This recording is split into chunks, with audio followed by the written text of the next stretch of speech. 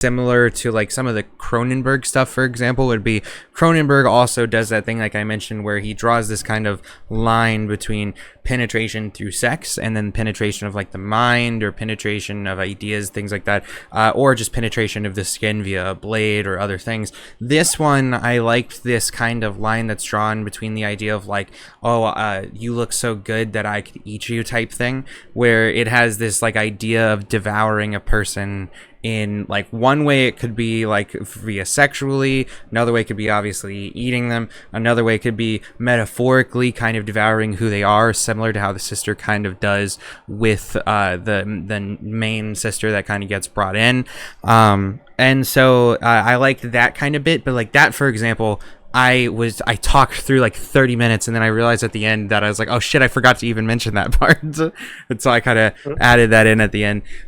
Yeah, I feel like there is a lot with this film that is very much more thought-provoking than anything. I feel like it uses a very visceral subject and it uses kind of exploitation type material while also keeping it very toned down, which I find interesting. But at the same time, that's kind of one of my main critiques of it as well, actually, is that with these types of films, I feel like there is almost kind of a mismatch that happens, and I think that could be interesting. But with this specifically, it's felt like to me that the pacing was very much a slow burn, and that's fine. I do like a lot of slow burn movies, especially with psychological dramas and stuff like that.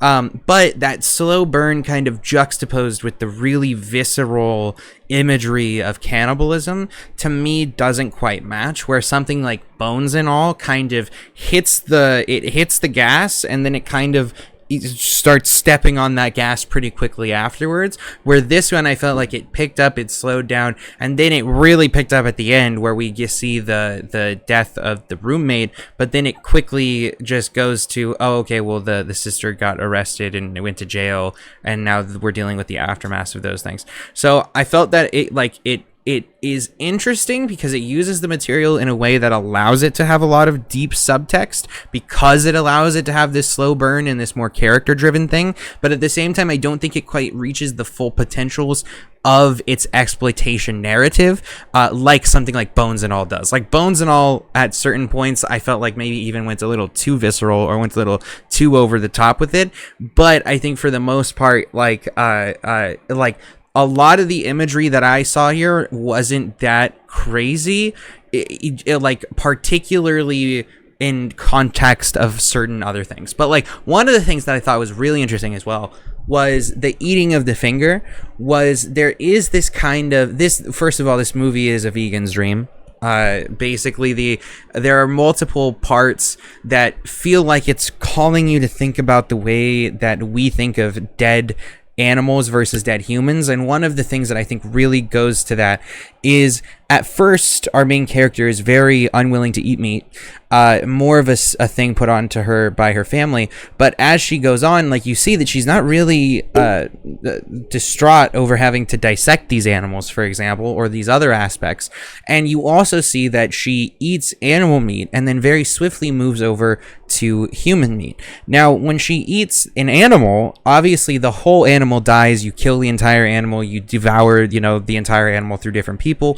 But when it came to the sister's finger, the sister didn't die. She still maintained her life. She was still able to continue on going afterwards. And I think it drew this interesting thing where we see like animals, because we see them as so much different than us and so much lesser than us, we see their taking of their lives as nothing compared to how gross we see this girl eating her sister's finger, when it turns out that the sister didn't even really care that much anyway. She goes on to joke about it. And also, I thought that there was an interesting thing that goes on where the sister and the two sisters are kind of beasts in a way, and you can kind of see that because of their human ways, they're almost more untamed than certain beasts are. For example, one of the aspects of the dog that I found interesting was the sister like gloats and laughs that the dog is being put down, like through text message or something like that. And I thought that was like really crazy because you'd think that obviously this girl would care about like at least her animal, but you can see that she cares nothing about pretty much anything other than herself, her own hunger, and also assimilating her sister into her life.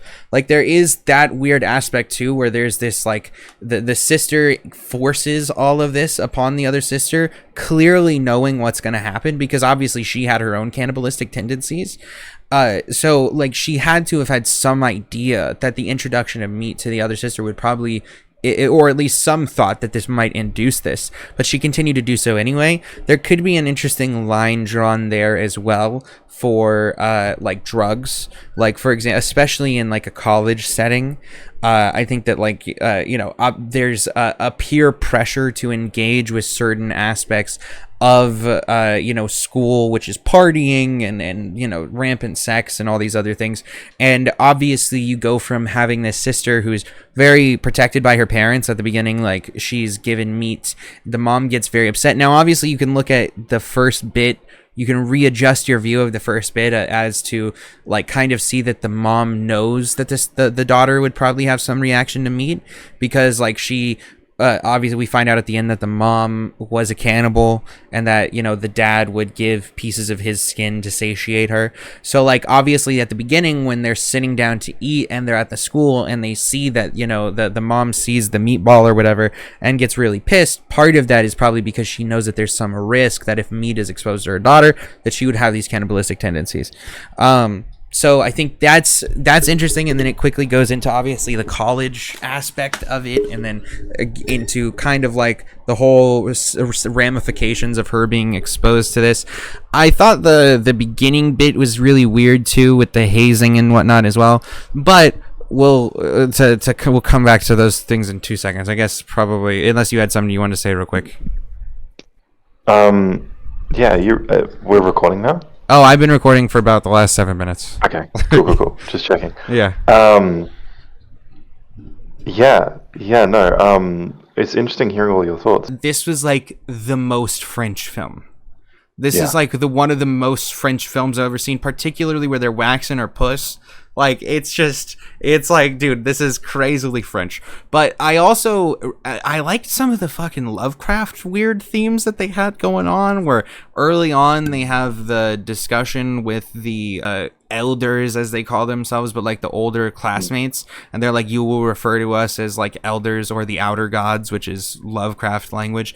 I thought that was interesting. The main thing that I wanted to say first is that there are a few ways that you could categorize this film, I'd say. I think it probably most, like, if we're going for hyper specific, it's a coming of age cannibal story. If you're going with like hyper specific, if we're going for generally more like a little bit less specific than that, but still generally pretty specific, I would say it's like New French Extreme. So New French Extreme, I kind of talked about before, where it's like the rape and revenge movies are kind of those, or like usually things that take exploitation film, which exploitation film is stuff that uses shock value or current trends and shit like that. So it takes exploitation film and then kind of twists it into a more modern and usually a bit more feminist idea. Outside of that, though, hyper generally, I would just say that it's a psychological drama with a bit of body horror. So what did you have any ideas on what you think you might categorize as, or any questions about any of those? Yeah, well, I'm surprised based on, like, to my understanding in France, Europe as well, this has been like an insanely successful film, and as is her next film, and she's had like a massive career explosion. I'm surprised that there isn't it seems like there's starting to be a genre, because like obviously I was looking also after I rewatched it at what is it, French New Extreme, you said? Yeah. Like the a lot of the films on there are very old. Like there's not too many modern films on at least the Wikipedia page that I was looking for, and they're not really the same thing. The ones that I'd seen at least are kind of different vibes. Like I get the how it kind of fits into the genre, but I feel like there's more of a I feel like maybe there's going to be a new sort of genre forming over the next couple of years with these films, and also like as far as I've seen, there's some other European films that are similar. I haven't watched them yet, but I got a lot of recommendations when I was asking for people on Reddit for like recommendations of films that are like very similar tonally and stuff, and it's very like female centric. Like I remember thinking when I was watching through it, I was like, gosh, I'm unlucky that I'm not a woman this second time around, or like I'd be very interested. Like it'll be on my watch list when I have like a serious partner to get their thoughts on it, on like 100%, a female perspective on the actual film. I think that one of the main things that you're kind of picking up on is that there is a lot of exploitation that has to do with cannibalism, but kind of mixing that in with the whole more drama aspect and with a lot more subtext isn't that common, and especially not in New French Extreme. That's why I kind of say it allows itself to be less breakneck pace and allows itself to be less crazy in order to explore more of the ramifications of itself, because you do have these films like I Spit on Their Grave, as we talked about before, shit like that it's just clearly balls to the wall, and it's more for the shock value.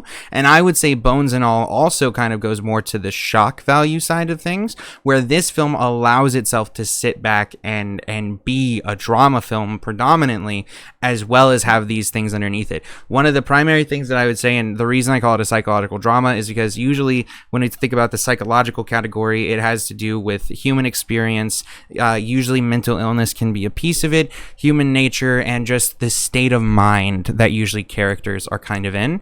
And usually that can be played easily into horror by, using things like schizophrenia or other things like that, hearing voices, shit like that. But when it comes to the whole drama aspect, we get things that are more along the lines of One Flew Over the Cuckoo's Nest, where One Flew Over the Cuckoo's Nest does a good job of having it be, it deals with mental illness, with human experience and all this other stuff, while also being predominantly a character exploration of the Jack Nicholson character. And so I think that the psychological dramas often are character studies because they have to do with the state of mind of whatever character we're kind of going into. I hate Tar, but I think Tar can also fall under this category.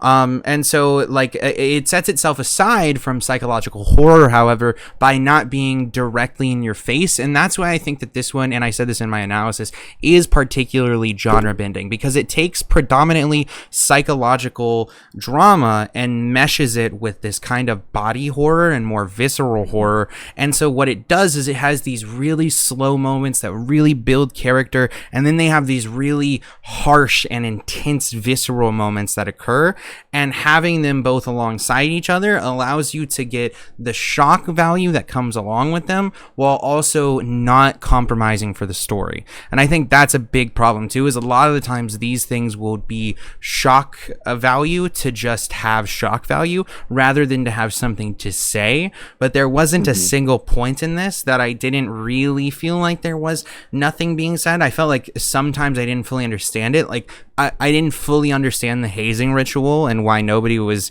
stopping this, or like that this is just an accepted thing at this school. But for the most part, like I can understand that there's probably something there that I just haven't quite thought up of fully yet. But it definitely is more psychological drama. Yeah, like I think the other thing that we might be picking up on is like, I mean, I haven't seen enough like Cronenberg and Lynch stuff yet, but I think hopefully it's pronounced correctly, Ducournau just has like a very distinct vision, which I'll be very interested to discuss once you've watched the second film.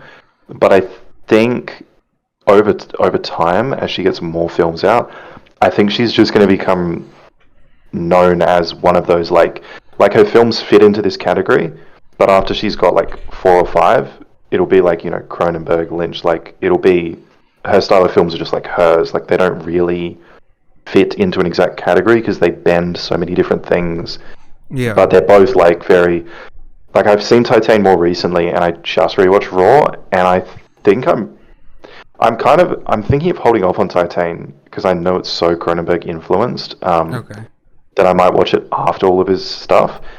But now that I've seen Raw again, they're both very, like, off kilter to what the normal genre is. Titane especially, but having only seen two of his films, it did give me kind of similar vibes in some stuff. But the pacing, it's very French and such. But yeah, her films like pacing wise are very drama focused more than anything. Yeah, and then there's some like gore, but yeah, it's never like, oh, look at this shocking thing. It's just like for sure, kind of there in the as like an afterthought of what's happening. For sure, and I always appreciate that, and I think the reason it feels particularly Cronenbergy, and I think that you can really understand this with Crash more than anything, but once you get there, but like what Cronenberg does best is he takes two aspects of humanity and merges them together with either just each other or other things, and then puts out some sort of output of that. Do you know anything about Crash? Because I won't say anything if you don't know anything about Crash. Yeah, well, but if you know like just the teeniest bit about it, then I can say probably this next thing. But go ahead. No, well, the thing is, I know nothing about it. Okay. But what I do know is that Titane, which is a very body horror-esque similar film, but I know that the one element that I'm assuming is similar is the cars, because there's elements of cars in Titane, and then Crash, the title. Okay. So I'm assuming there's some similarities there, but I don't necessarily know anything about Crash. I just know people have compared Titane to be inspired by it. Yeah, I'll just say it mixes cars and sex. That's it. I won't say any further than that. But those two aspects of humanity get meshed together in almost like an AI type way, but in only a way that Cronenberg could do it. Where I think it was Roger Ebert that said it the best, where the film feels like it's like an amalgamation that an AI would throw out if it knew more about humanity than it should. And I was like, that's a really interesting way to word it. But so I feel like that's there are some people that do that. This one definitely feels like it's that, where it's meshing together our urge to eat, our urge for sex, as well as kind of the primal things surrounding eating. And then it also, like I mentioned earlier, begs the question of the difference between animals versus humans. And one thing I thought was interesting too is it does take it in the way that like it's something by their nature, rather than like, oh, I eat other humans because I don't want to let them go, which in most other cannibal things it's more of like, oh, eating them is a way to make them permanently a part of me, where this one it was like, no, they just have a visceral urge and nature about themselves to have this, which I thought was an interesting take on it. Yeah, well, I'll be very, very interested to hear your take once you've seen Titane then, because that is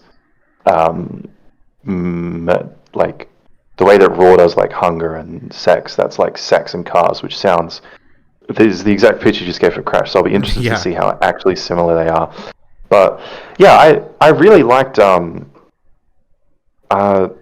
like maybe it's being a film person now, but watching the film the second time around, I really appreciated that like it feels like such an obvious like analogy, I guess would be the word, for something else, but it's not so on your face like the recent example of like Talk to Me, where it's like that's all I can obviously see, like they're doing this drug reference sort of thing, whereas the stuff in Raw I feel like is more heady and thought out. Like it's not like, oh, this hand is like a bong and it's pretty easy to make the metaphor. It's like the concept of like sexual desire taken to the concept of like cannibalism. You have to actually like talk it out to directly compare it, but it's like obviously that's one of the comparisons being made. I saw in your video you were talking about the drugs and stuff, and I actually didn't think about that stuff until like my take on it the first time, which I followed through on the second one, was like female sexuality coming of age, whereas I didn't really think of other things like drug use and stuff. Yeah, it's totally a thing, like any sort of vice, I guess. So that's usually the signs of like one of the best types of these films, is when you can have multiple things, and it's not just obviously in your face. And that was something that I actually kind of mentioned in my longer analysis as well, is first of all, the one thing that I can kind of pull from the college setting, as well as this kind of hazing thing is the fact that this is the first time that this girl is going into the world, and she's without the protection of her parents, which she has immediately, even at the start of the school, but then immediately kind of goes away, and she's left to, the devices of the people around her, which she's, forced into this hazing thing, and there's like embarrassing aspects of the ritual, as well as then she is egged on and forced by her sister to eat this, rabbit kidney, which then causes kind of her downfall. And the one thing that I can say is that, like, when you go into college, this is one of the first times that people have to be vulnerable and really think about the world for themselves and put their own responsibilities and well-being into their own hands. And it also is one of the times that you're open and most prone to having negative influences, as well as making mistakes, and also like having things embarrassing happen to you in the world, and things not exactly go your way, and having to do things that make you uncomfortable, interacting with people that make you uncomfortable. Eating meat for most vegans is not something they're going to be forced into, but obviously in this world, for this college, it was something that was absolutely necessary.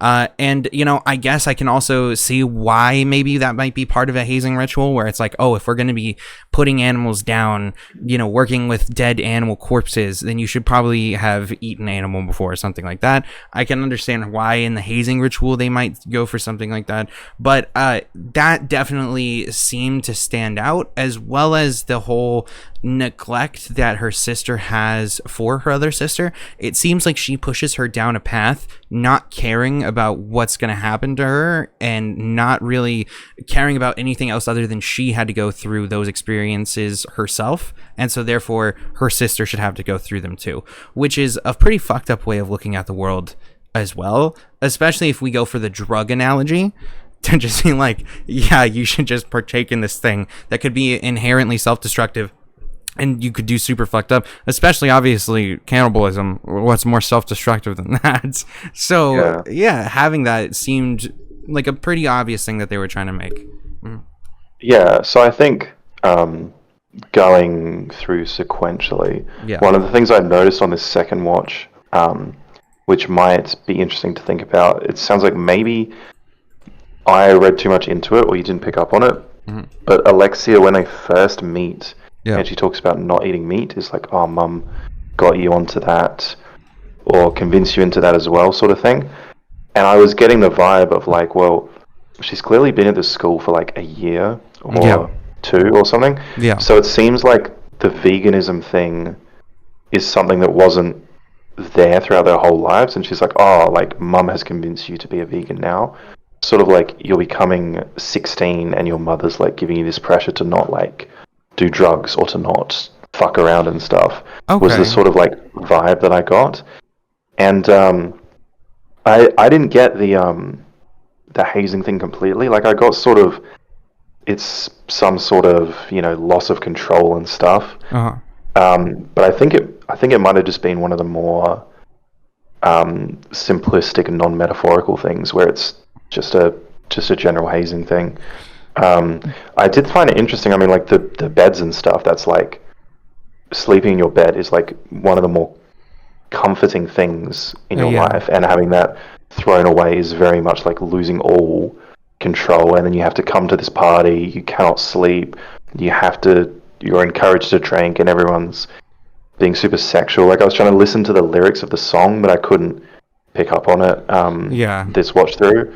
But it did seem very interesting. Some of the elements I still didn't get, like the crawling on the feet, I guess is just to show like, just to continue the like lack of control and being like inferior to their elders and stuff. I also think that, so this is one of the reasons that the hazing part I saw as possibly being metaphorical. I can agree with you that there's a strong possibility it might not be. The Lovecraft stuff in particular stood out to me as well because of the like crawling and everything. One of the main things with Lovecraft is obviously there's some sort of higher power that you are subservient to, that you can't understand the will of, but you follow it because it leads you to a higher state of being. And I think that like that kind of analogy is drawn to the school, which we're never really given further much like a shitload about the school, as well as like the classmates that are higher up that are supposed to have that knowledge as well, that are passing this down. I think that kind of all plays together where it's almost like, again, where you go out into society, you kind of have to submit to this higher will of the law, of states, of the people, etc., that, you know, you don't necessarily have to worry about when you're younger. So I thought that was probably part of that. And then on top of that, there was the blood kind of splatter thing, which was reminiscent of Carrie, I think, which for that in particular I felt like was kind of for real quick, Alexia, you said that Alexia mentioned that, like, oh, mom is getting you into this. I took that more as like she was trying to get her to break this thing that had long been a part of their family. Partially, I figured it was because she did know what the outcome might be, and she just kind of wanted somebody to be alongside her with that. But for the most part, especially with how the mom was acting, I can see how that would make sense, especially for the drug thing, though. But for me, I don't think it necessarily means that they weren't always vegan. It just is like, oh, you know, you're not at home now. You don't have to listen to mom's rules type situation. I mean, it's definitely like being super, like, I would be super specific about, like, this is exactly what she said, but it is like subtitled translations, so it's hard, tough to like pick apart exactly what she said. It could be either way, for sure. But there's the when she starts getting, after she eats the thing, the only scene that really like gets me is the scratching. And like that like tickles my like uncomfortability and horror so much. Both times I've watched it, I'm like physically cringing so much. For me, it's surgery. I cannot like, so there's like in Dead Ringers, for example, it has to do with a gynecologist that goes mad. It's there's like a certain parts of it that I'm like not a woman, but even then I'm just like, holy shit. For like, and then other parts were like cutting into the body and shit like that I just, there's a lot of that really makes me cringe. I can definitely see why that would make you cringe. Real quick, for the blood dropping, have you seen Carrie, the Stephen King? I mean, I've seen through osmosis the original. I have seen the remake. Okay. Properly. The remake's not that great. The original's pretty good. I think that there is like an interesting line to draw as well between Carrie and this film, where there is this whole sins of the family type situation going on, where, you know, there is this girl who seemingly is being like kept very sheltered, and that sheltering then causes her to have some sort of like issues later on, and then the blood dropping seemed to be that as well. Although the interesting thing that I found was how they kind of show that in that moment the girl like thought that the blood dropping for Carrie was like her last straw. In this movie, it was something that was treated as like nothing to her. Like when the blood dropped on her, it didn't even really faze her, because right afterwards, like a moment after, she's smiling while the guy up top is talking. Well, even the scene just before that, the marching band, I remember the lyrics this time around were like very disgusting. Like it was something like fucking, we are men and we will fuck, and like we are always going to fuck, and it was just like very interesting that's very crude. Very crude and very like I mean, getting into the themes of the film, being like, I didn't have any reaction to that, but I wonder if that's the sort of scene that a woman would pick apart. Because, you know, for me, I was just like, oh, yeah.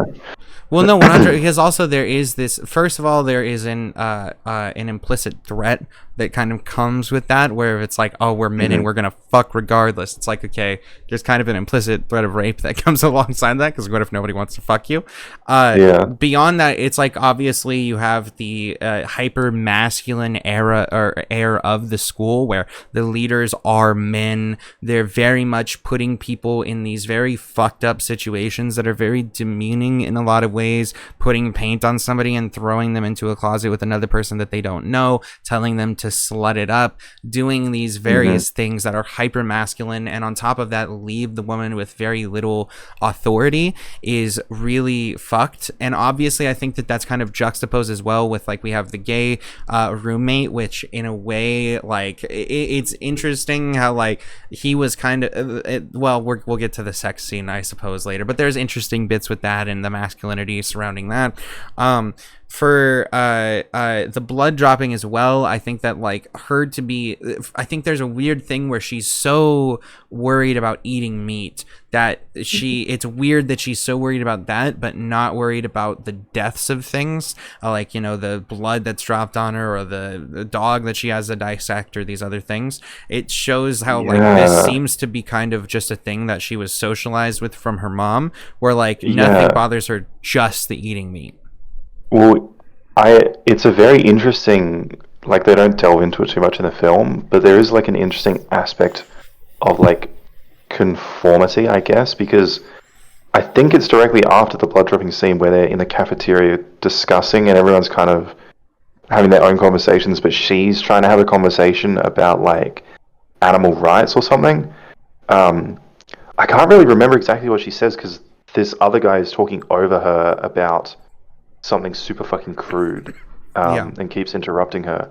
But she's saying stuff like, you know, like, isn't this why we're here, to be like vets? Like, the animals should have the same rights as us. Or like, it's not crazy to like, for me to say that animals should have rights. So it's like sort of something that she brings up and is thinking about a little bit, but is immediately like shut down, and like, that's not why other people... Oh, the guy's talking about, can you fuck a monkey now?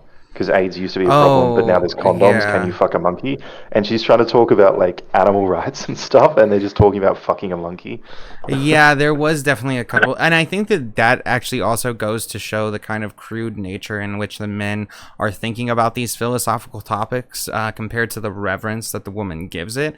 Like, I think that for the most part, like, that is something that I also hate about debate sphere, is there is this dick measuring contest that occurs when you're talking to other men that I have never had when I'm talking to a woman. And that's why, like, you know, when I talk to somebody like you or Tim or Jason, even, and like the way that I engage with you guys versus the way that a lot of other men engages is also very different, because a lot of men just want to be like right about something, or they want to be very loud about it, or they want to be like very hyper masculine about it, where usually I see those conversations don't go anywhere, because it just gets to like them being angry very quickly, and then it always just goes to like a negative place where it's like, we either can't talk about this, or if we do, like, you're just going to get more upset. Where a lot of the times, most women, when I've engaged with them on these types of topics in this way, obviously not all of them, but there have been more that are able to engage with like more thought than a lot of men.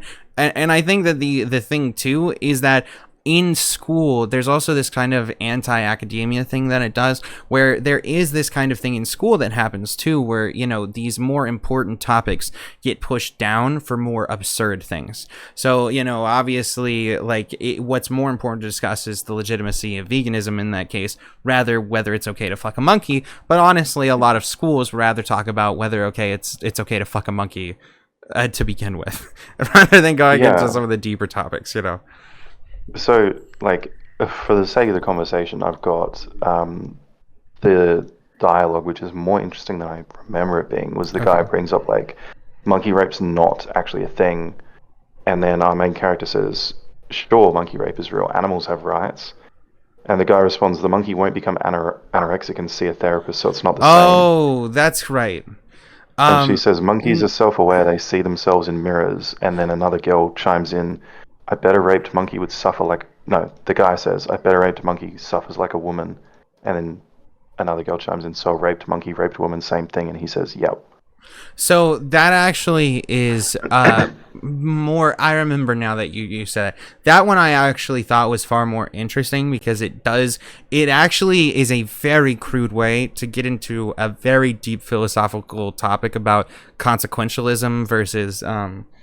or utilitarianism versus the other, I can't remember what the other term is, but basically when it's good to do something based on the outcome versus whether you think there is an imperative to not do something. So is like rape always bad, or is rape only bad if the outcome is a negative one? Like, because the woman, because the woman receives some sort of after like mental issues, PTSD, is that what what makes rape wrong, or is there some underlying issue that we can appeal to besides that to say, no, rape is wrong because of this? Obviously, you can go to the consent argument that it's always wrong to invalidate consent, but then there's another argument that it's like, no, we invalidate consent all the time. For example, if somebody is doing something illegal, we take their consent away from them and we put them in jail.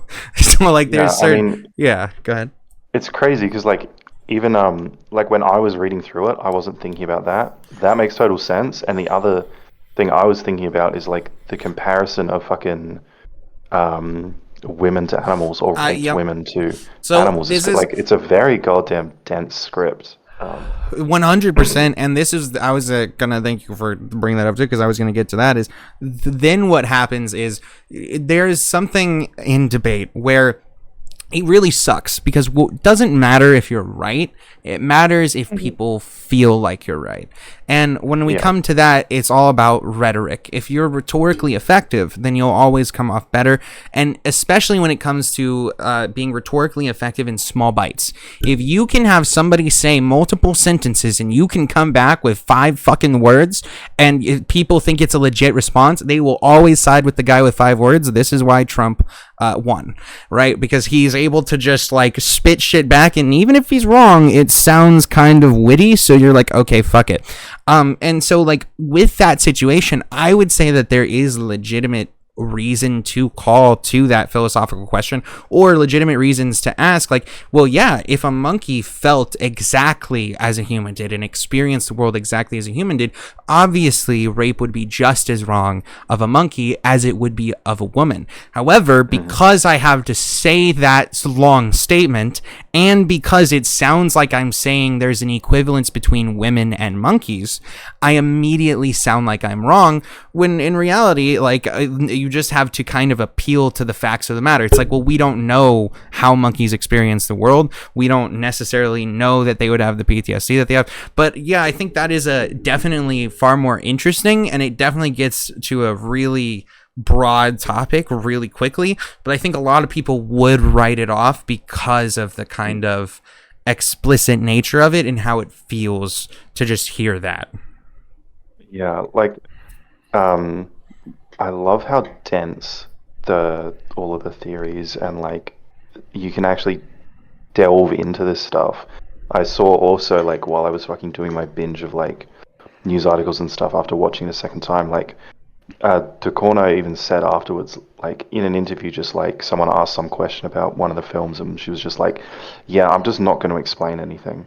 Like I'm here to talk about the films, but not to like explain them, which I think is great, to leave it so open-ended. Because I had like a relative take after I'd seen it the second time, where I was like, I feel like I understand this a lot more.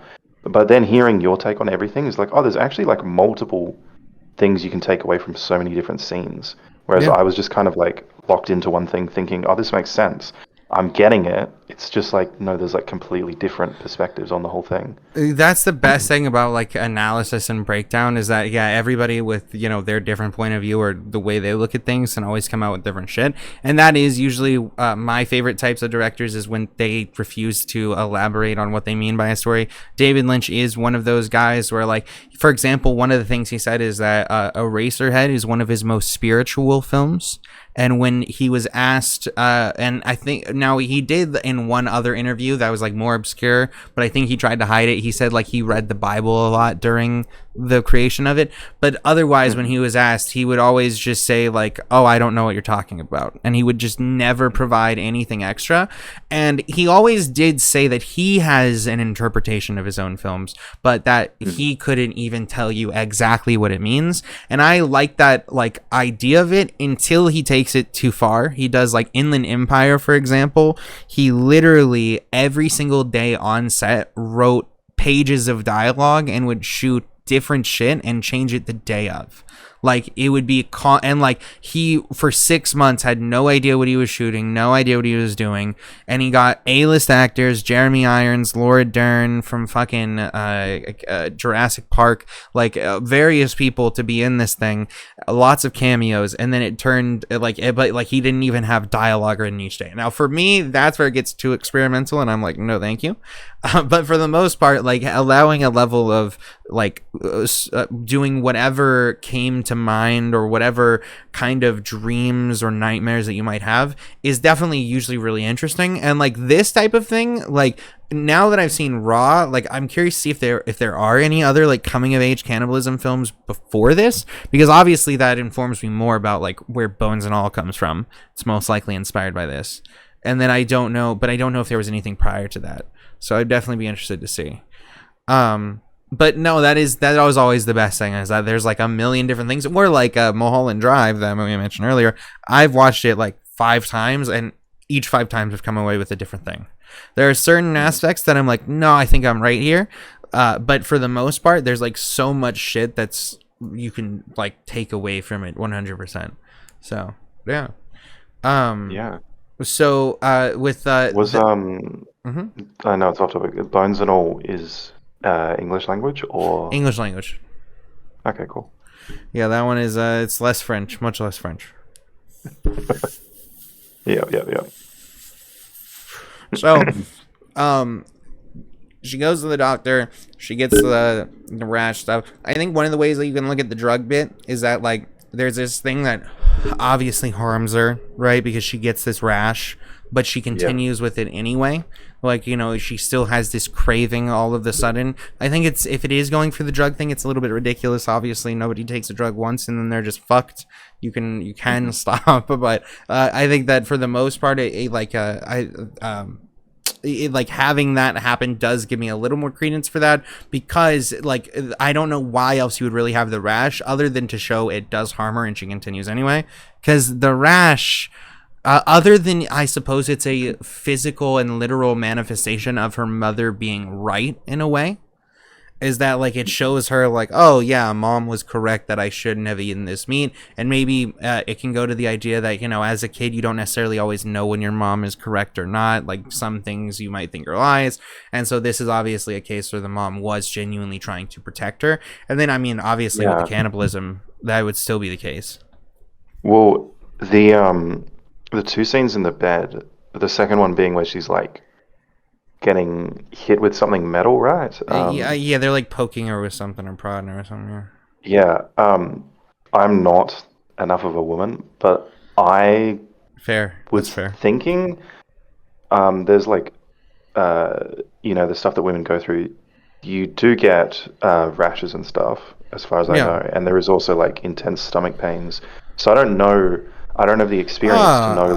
Actually, yeah. No, that's really interesting. No, so my sister had really intense periods, and like she would get rashes herself. She would also have very, very intense period cramps that like she would be like curled over in like extreme pain. And honestly, it was one thing that we related on, because I have Crohn's disease, so I'll have days where I'm doubled over in pain and it folded my stomach, and she would be the same. And so one thing that was always interesting is that I guess for her, and I read into this more, that it's common for women, but like chocolate helped with her period cramps severely, certain things like that. But that is actually an interesting analysis I hadn't thought of, is that she kind of goes into this place that thrusts her into adulthood. On top of that, she obviously is like again thrown into a closet and like told to fuck or don't come out, and so like having that kind of coincide with this thing that you can maybe say is akin to like a first period or something, I think that's a really interesting analysis that I didn't think about, for sure. Yeah. There's a lot of like different takes, because I think a lot of the cannibalism stuff, the way that I've seen it, is very much like the wanting of the flesh. However, when you like start craving, let's say it is like a metaphor for like coming of age sexually, I don't think when you first have like a taste of meat is when you start getting a period. It's not like directly correlated, but like there's a lot of different things that you can take different ways, and it all kind of works together.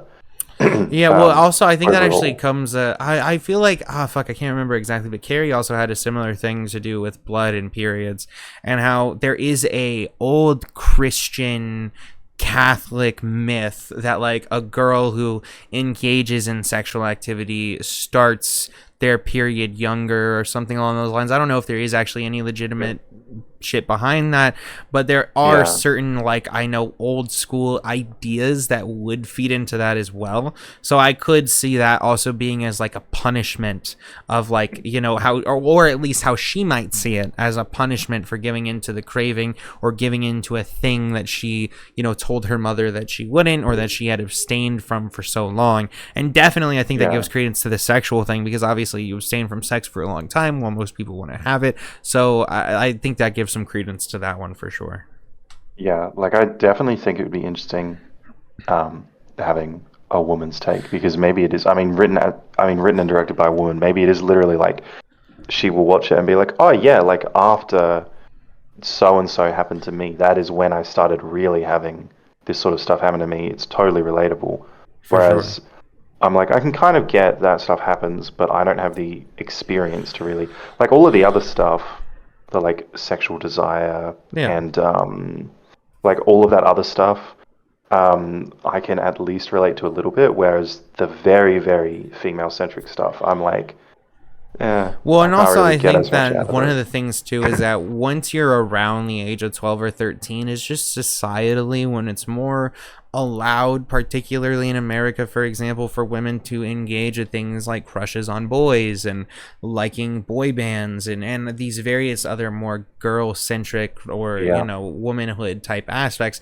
And so I think that that's the other thing too, is not necessarily that has to take place together, but I think it does naturally take place together because of socialization. And I think that a lot of women either feel, based off of women I've talked to, they feel self-conscious about those things or guilty about those things because for so long they've been told that, you know, like wanting to have sex, being sexually provocative, being promiscuous, being slutty, making people attracted to you, seducing them, has this negative context for women, particularly when they're younger. And obviously there are certain valid reasons for that. You don't want people to engage in sex too young when they're not prepared, but like there is a lot of shame for women that comes alongside periods, for example, and that comes alongside their first sexual interactions, and whether they see themselves as slutty or whores and all that other stuff. And I think it's really quite sad in a lot of ways of how our society has really pushed women to look at their bodies as so negatively. And honestly, I think it's one of the things that have really fed into the hypersexualization of today's youth.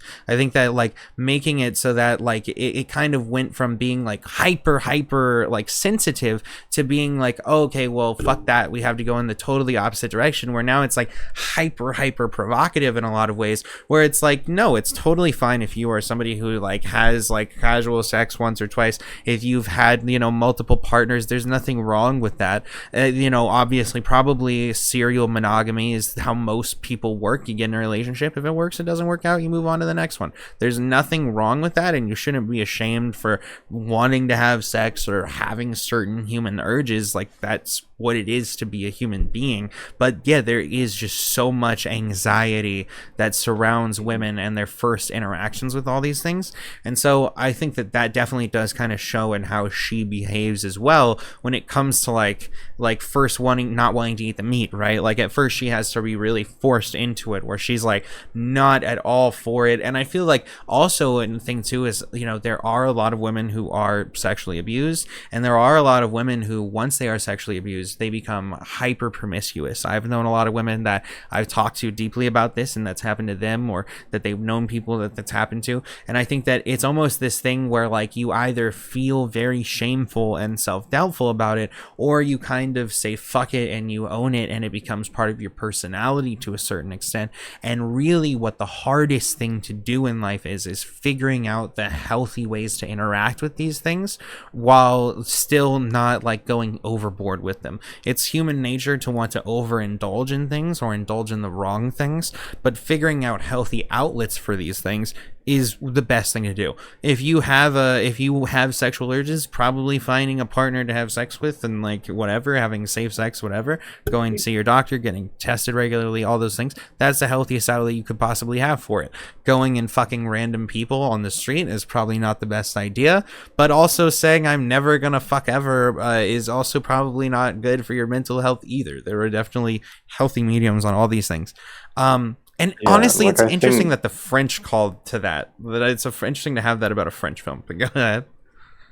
Yeah, like I think like literally the scenes after that where she wants to go eat the shawarma but can't if he's watching, and then Oh yeah, eats the chicken but is like, I oh forgot no, about I'm that. not, I'm Yeah, not eating chicken, like, super embarrassed and hiding what she's doing, like yeah. exactly what you're talking about. Yeah. 100%, and especially the justification, right? There's this fucking meme where it's like, have you heard the song "Fuck Me in the Ass Because I Love Jesus"?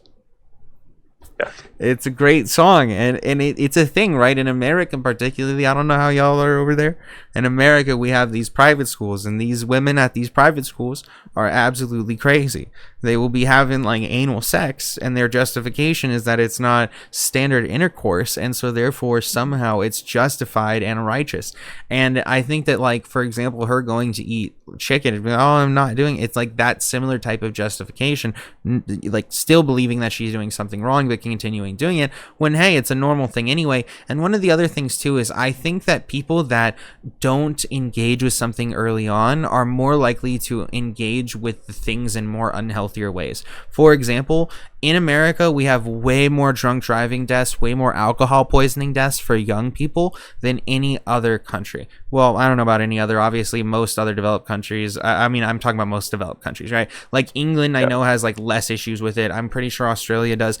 And one of the reasons that I theorize that to be is because they you guys have a younger drinking age. So because you kind of have younger drinking ages, and particularly in the UK, I know that they're like allowed to drink at home under supervision earlier on in life, and then later on they're able to have a drink in a restaurant, and then later on they're able to go out and go to a bar with their friends. And when you have that kind of slow level of engagement with something over time, you're less likely to overindulge in it because you already have some idea of what it is. Where if you're somebody who's like just turned 21 in America, you've never had alcohol in your life before because it was illegal for you to, you go and you drink, you think it's fucking awesome, and you're way more likely to overindulge. And not just that, it's your first time drinking. If it is, you have virgin receptors in your brain that are not used to this drug, and so going and overindulging in it in this first round is always going to be like super damaging. And so like I think that that's one of these things too, where it's like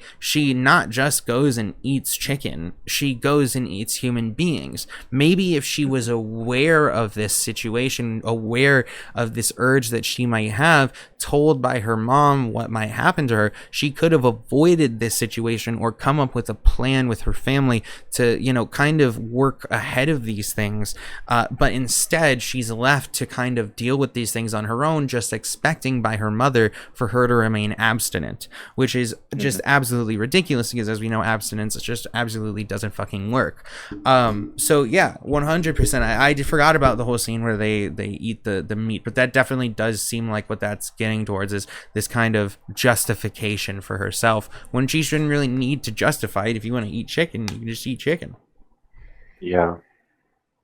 Yeah, like you also wanted to jump to the sex scene, but I just wanted to also note before we get deep into it, I really appreciated. I like set aside time to watch it, obviously. Whereas like it's one of those films where I need like this much time to watch, this much time to think about it, need to be in the right mood. But then when I started watching it and it was like 96 minutes or something, Yeah. I was like, holy shit, there's not a lot of like highly regarded films that I watch that are like short. I was like surprised that it was 90 minutes because I didn't remember how long it was. No, dude, I was surprised as well. I think it really knew not to overstay its welcome, and I think it did a good job by that. I think that like if it did go significantly longer, I think they could have fit maybe a little bit more in there. But like what else are we gonna see? The sister get arrested? Like I don't think that drama would be necessary to really add anything to the story. Yeah, so let's see, where do we go from there? I'll have to probably pick up Jason in like 20 minutes or so I'll have about another 20 minutes to go. But let's see what else I'm trying to remember. So that's right, You wanted to jump back to the sex scene at some point. well, what was I going to say with I think that she uses him at the sex scene to a certain degree, and I think that's pretty obvious. Clearly, first of all, because he's pretty obviously gay. I mean, he gets head from a dude early on. He's watches gay porn, like it's just seemingly very gay.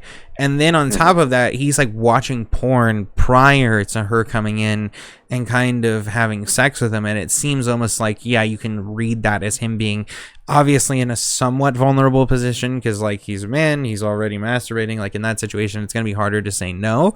And I think it's very clear that she doesn't really further like care about his consent when he makes it very clear that he doesn't want to be with her, which is obviously, you know, sad, but at the same time it's like, you had sex with a gay man, you should have known what was happening.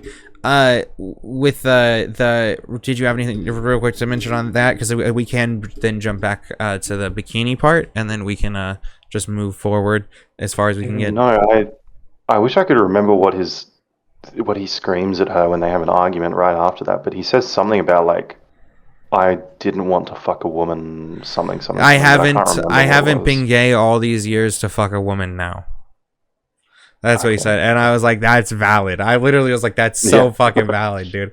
And I was like, that's really sad that this bitch kind of took him in a moment that was not good at all. And then he obviously gets the brunt of that later on. But so to go back to the bikini part, one of the things too that I think is interesting is that this kind of like non-sexual thing that is looked at by looked at by people as somewhat sexual in certain ways is the bikini wax. I think it's more men that obviously would see that scene as like, oh, there's some level of sexual things here just because there's a woman with her legs open. And it's like, no, that can mean other things, man.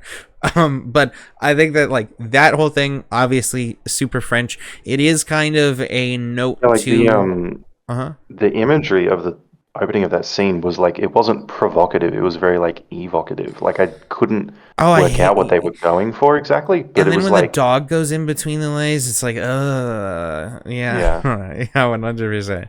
I think that like in that scene, it definitely also set up a level of anxiety too, because the sister has already been seen to like put her in compromising situations that she doesn't want to be in. And so when she's putting her in this situation, she's continuously saying no, and it's like, well, who knows to what level she's going to take this, especially considering she just earlier forced her to eat meat, which led her down this whole negative path. And so like forcing her into that, it's almost like when that happens, I can kind of understand like I don't really feel bad for the sister as much getting the finger cut off, especially knowing that like she's a cannibal. It makes me not feel really bad for her at all, considering she should have had some idea. And I think that it also tries to draw this distinction too of the beasts in the room, is that Alexia to a degree is really very much like a monster. She like does what she wants, she cares about herself, she puts other people at risk, she cares about her own hunger, what she wants to do in the moment. And compare that to the dog, where the dog, like overall, it just kind of roams around and doesn't really know what it's doing. When it goes between the legs, a dog doesn't have the same sexual understanding of that moment that a human being does. And in a lot of ways, we add all of the sexual connotation to that. And obviously, there are ways that can be sexual. Obviously, if a person's inviting it, that can be sexual. But for the most part, usually that's like a thing that dogs do, is they go between a human's legs and you got to push them out the way. It's just something that's part of having a dog. And so I think that it shows this kind of thing where this dog just is roaming around. It tries to kind of go for the finger unknowingly, right? Like it just kind of naturally just goes over to it, where she runs over immediately, thoughtfully picks it up, sits there, ponders it for a moment. She doesn't pick it up like a dog and immediately begin devouring it. She stops, thinks about it, and then begins to devour it like a chicken wing. I think that for the most part was really interesting, and again draws that line between how we think of animals and how we think of humans. And I think there is validity in this moment to be more grossed out though, right? Like obviously if the dog ate it, I would have still been grossed out, but when you're a human, you have a level of conscious awareness and you have a level of understanding, particularly that finger could have been reattached, for example, to your sister had you not eaten it. And so like there are definitely things where it's like you thought through this, you sat there for a moment and did it, so therefore there's a higher level of accountability and culpability that you like philosophically and morally would have for that. So then for the sister to kind of wake up and be kind of mortified, I thought it was interesting. At least she seemed to be kind of mortified, but in retrospect she was not mortified at the cannibalism. She was mortified that it was the cannibalism of her own finger. Like she didn't really care obviously that the girl was a cannibal. She was like, hey, that's my finger. And I think it goes to speak to more of the selfishness of the sister. And then do we move directly into the car scene, or what do we? Where does it go from there? Um, yeah, I find it interesting how like so much of it you can directly relate. Like this is this, this is this. Yeah. But then like that scene, like the fucking I don't know how to analyze it in the sense of like the sister's finger in terms of like sexual desire, if that's what it's going for, is like Huh. If just it over is, my it's a head. really weird incest route that you can go. Like for sexual Yeah. desire, I think what it is too is it could also be, if we look at it, if we try to shift the perspective, right? It could be a lesbian type tone where like, hey, this is Mhm. like, if we look at it as a sexual thing, it's like obviously there's a negativity of like, first of all, engaging with your sister in a certain type of way, but also just engaging with another woman. You know, if you're a woman, has some sort of moral culpability to some people. But I think that that definitely is the hardest one to justify the sexual desire one for. Everything Yeah. else seems to be a There's little more blatant. Mhm. there's definitely something there because one of the final scenes when they're fighting in the school, they're like they end up like sucking the blood out of each other's hands in a Yeah. very like intimate way, I would think. There's almost a But I guess it's level. just Do you it's probably remember? Yeah, yeah, go go ahead. Sorry. Do you remember Death Note where there's the scene where they like he L cleans his feet? yep.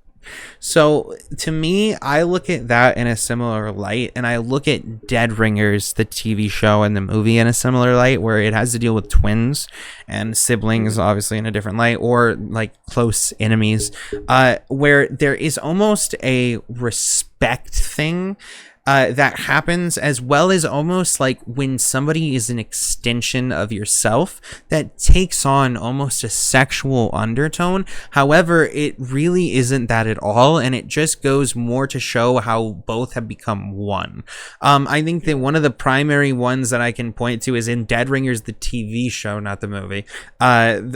Basically, the sister like sucks on these limes throughout the show, and there's a scene where she kind of sucks on the other sister's neck in a way that almost seems sexual, but in a way I looked at that more as like, oh, she's looking to devour her as an extension of herself, similar to how she devours this, you know, lime that she does throughout the show. It's just another form of sustenance for her and a thing that she is owed, because to her, her sister was just an extension of herself. With this one, it seems more like these are like two sisters that like they are like, the one sister sees the other sister as just a copy of herself almost, and I think that's why she pushes her down this line of like being more and more like her, trying to get her to engage in the school in the same way that she engaged in, tried to get her to do the cannibalism alongside her, how she got super jealous over the roommate and killed him Hmm. over that jealousy, right? Like I think that those things go to show that this is so much of a close relationship that it's almost sexual, but it's intimate in a different way. And I think that Yeah. happens in several of these horror type things, and I really usually like that kind of juxtaposition because it's a real visceral way, because people immediately want to go into the incest of it, which I get why, but like there's usually some deeper context to go for it. So yeah. Where was let's see, we did the she ate the finger. Oh, she blamed it on the dog, didn't really care about that. Oh, and then yeah, it just does. It just jumps straight over into them jumping out in front of the car. Now, this is also the moment that we kind of have to recontextualize the first scene where the car crashes. You could see that it looked like somebody ran in front of it, but we didn't quite know who. Now we know that that was Alexia, I believe, right? So then she also, you know, she thinks that the sister is going to be just like her and is going to immediately just kind of jump in on it. I like that in the moment they did give the sister her own autonomy and kind of showed how she was like not into this, and I think that makes sense. Like obviously Alexia was somebody who had very little Yeah. morals and didn't really care about anybody, Yeah, where like yeah, go ahead. yeah, she was like, I tried it and I don't need to do it. Yeah, I don't need to do it I again. thought that was great. Yeah. Yeah, 100%. And it shows how she actually has some thought behind it, and she's more of a human, where her sister is more of this kind of autonomous monster that just gives in to her desires rather than actually like thinking about the morality of it. Like, we are never shown that Alexia cares anything about what we think about of morality or anything. She just cares about what she wants in that moment. So then she kind of runs away. We get the whole thing at the party. I think that this is an interesting part as well, where it kind of shows that this is where we start linking the sexuality directly to the cannibalism, where it when she is engaging in something that is sexual, it kind of throws her into the woes and lust of this cannibalistic instinct, which I think like kind of makes sense, especially with, again, like I mentioned before, like there is with the body paint. The body paint, yeah, they're like, hey, don't leave till you turn green, and she bites his lip. And I think that's because like she was turned on in that moment, and so this one act of sex seems to link to her like want to devour people. And so like other than that, I think that seems pretty straightforward. And then it's just another thing of, again, like the whole masculinity of this school and how she's kind of at the whim of the people around her. There's another, let's see, hey, that's the hazing ritual. Justine confides in Adrian. Oh, and then we have the whole scene where Justine confides in Adrian. They end up having sex. She starts riding him really aggressively, and then he like keeps backing up from her as she tries to bite him. Again, the devouring situation. I really liked how the main situation there that I enjoyed was the end where she bites herself rather than giving in to the urge. She's able to kind of bite into her own skin, draw her own blood, and that satiates her, at least for the moment.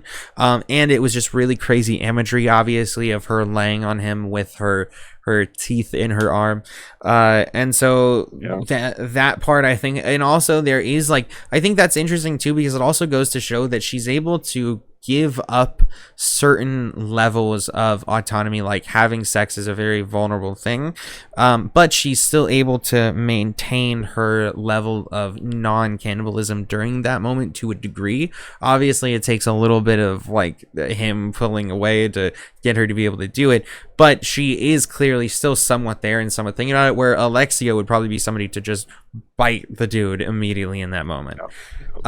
Let's see what else we got here.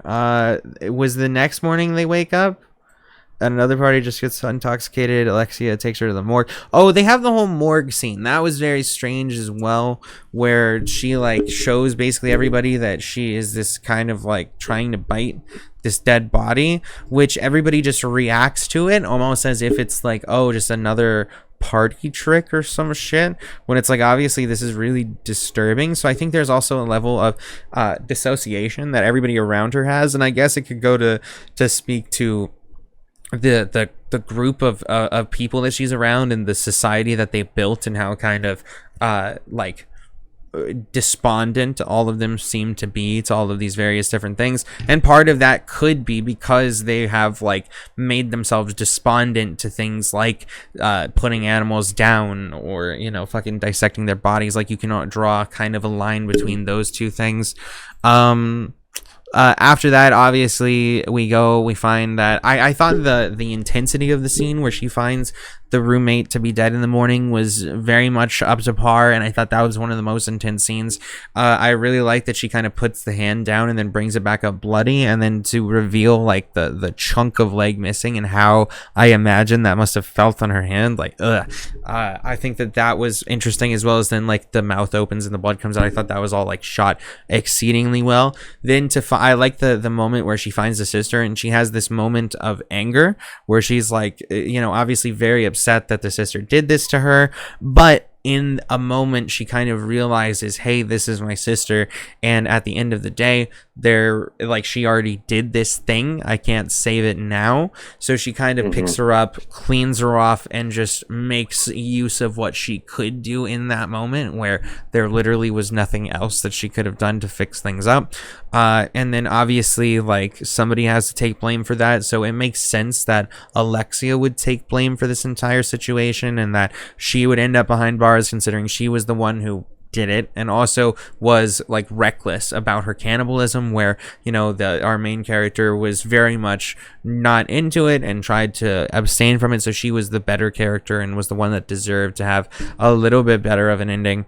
And then we get the final kind of reveal ending where we find that this whole thing can kind of be related back to the sins of the family, where the mother apparently was a cannibal, met the dad in college, the same college. I imagine they had similar hazing rituals back in their day, and rather than telling their daughter to prepare her so that way she can know, they hid everything in shame in order to kind of like keep that away from her, and then just hoped that she would remain abstinent, which just obviously was never going to happen. So I think that like her being damned by her parents seems pretty obvious as well.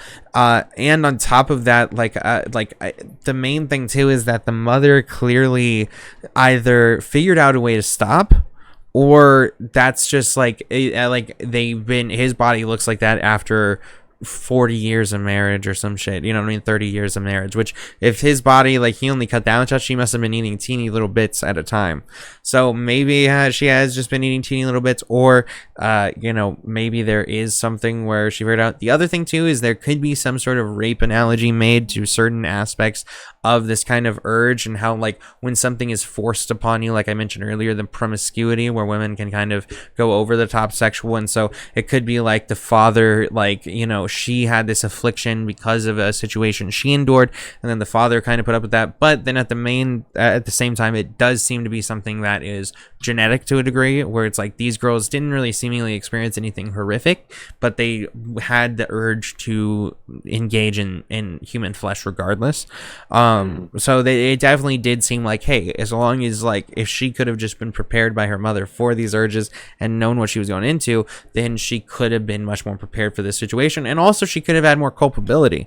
Like if she did go in there and like, then if she knew everything and went in there knowing that if she ate meat she would probably become a cannibal, and then turned out to be a cannibal, well, I can't really feel as bad for her anymore. You were told that this is a thing that can happen, so don't eat meat, and you went and ate meat anyway.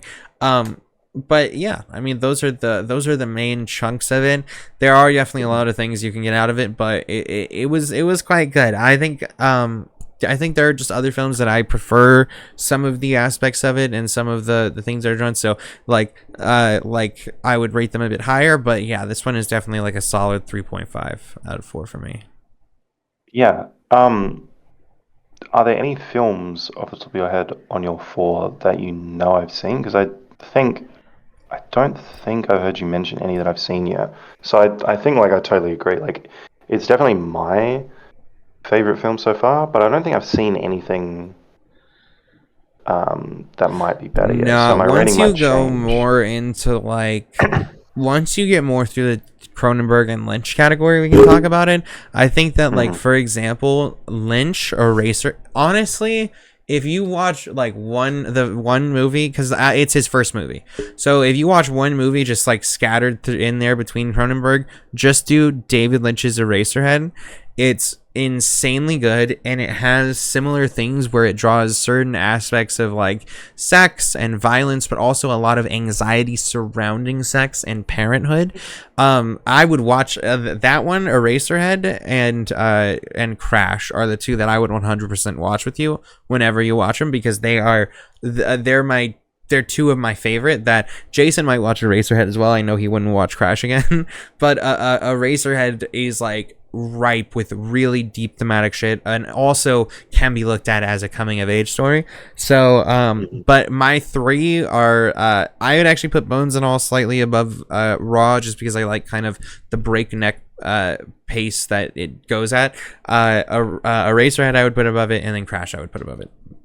All I haven't seen, so yeah, I think we can agree on this, which is good. I'll be very keen, and I think hopefully also the audience will be very keen, knowing that you're like a massive Cronenberg fan, to see your thoughts on Titan as well eventually. Yep. And if that is like still good, or is just too like similar, or I don't know. Yeah, that's one of the next ones that I have on my list. So I did see a bunch of people drawing the Cronenberg lines to it, but I haven't read really anything about it for the most part, other than there's a titanium plate in somebody's head or something. That's the It only thing I know. was. It is the first. I think it was 2021, but it is the first solo female-directed Palme d'Or winner, which was why I started watching her work. Oh, that's pretty sick. Which was cool. Oh no, that's pretty fucking dope. Also, I would say that like there are certain films that deal more with like identity. I think that Mulholland Drive, Lighthouse, and some of those, Persona is a one from 1960s. There's like a bunch of those that deal with like themes of identity. So those are my two. There's three things that I like: the identity ones, the sexual violence and other type of shit that mixes those human nature aspects, and murder mysteries, particularly comedic murder mysteries like Clue from 19. Have you seen Clue? I haven't. Clue, I've seen, dude. like Knives Out and stuff. I will also watch Clue with you at any fucking. It's my favorite movie to show people. It's like it's like any like you can watch it as a kid, it'd be fine, or as an adult, and then there's innuendo in it. I love that movie so much. But yeah, those are definitely the best ones in my opinion, because usually there is just a lot of deep subtext that you can read underneath it. So. Yeah. All right. Well, that's cool. That about covers it up for this one. So, ladies and gentlemen, you can go follow Peter. All of his links are in the description. You can follow me. All of our links are in the description as well. Twitter and Instagram will pop up during the outro. And besides that, you can check out further analysis. We'll probably create like a playlist for that going forward. And then like we'll have to watch Titan, as well as when you do some of the Cronenberg and Lynch stuff. Like if you do rewatch Videodrome, maybe we can go over that a little bit. In the distant future whenever you watch it. The other movies too, like Crash, I know is one that you can do a good bit more subtext with, or like a lot of Lynch film, like Mulholland Drive is one to easily get into like a 2-hour conversation on. So yeah, there's a lot of those that we can also come back and do these like analysis videos for. So all right guys, cool. We'll see you all in the next one.